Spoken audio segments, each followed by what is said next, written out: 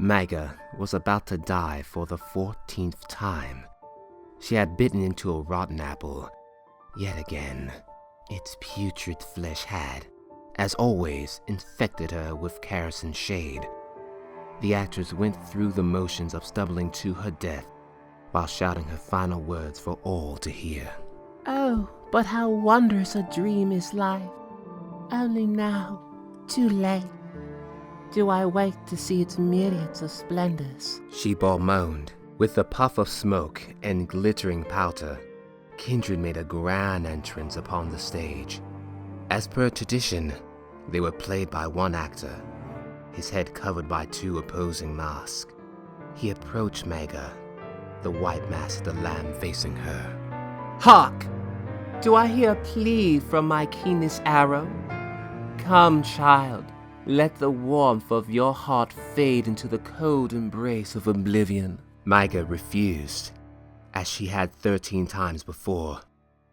Any nuance of her performance was buried beneath the ear-splitting delivery of her scream.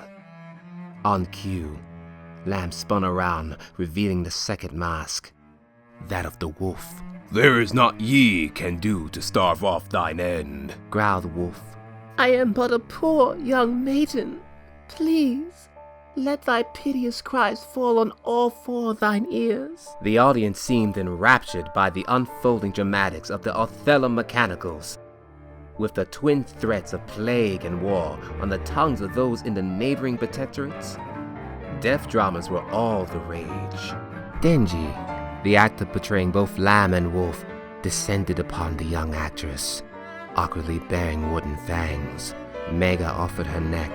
At the threat of the wolf's bite, she triggers a device sewn into her blouse's collar. Ribbons of red fabric unspooled with the delights of peeps and yeeps of the audience.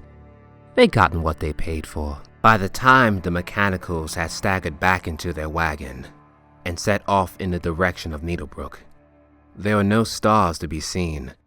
Instead, a veil of clouds stretched across the night sky. Needlebrook always delivered a good audience. Illusion, the company owner and sole dramaturg, explained once more. He staggered around, drunk on his own accords, as well as the wine power he grifted from the locals. The night wore on as the troupe had descended into bickering. Tria and Denji lambasted their playwright over the quality of his plots, which fell into a predictable structure. Tragedy strikes maiden, death finds maiden, death takes maiden. Illusion argued that complicated plots distracted from a good death scene. Maga, the youngest of the bunch, agreed with Tria's and Denji's diagnostics, but kept her mouth shut. Had she not stowed away in the wandering troupe's wagon, she would certainly be somewhere more miserable. Luckily for her, the Mechanicals have recently lost several actors due to Illusion's intentions on complete artistic control. Because of his attitude and obvious mediocrity, they were faced with a drought of fresh faces.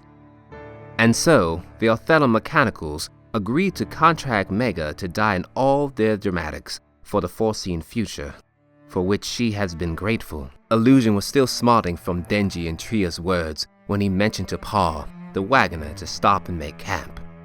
The inebriated auteur set out his bedrolls in pride of place next to the wagon. He then threw the rest of his bedding into the long grass nearby.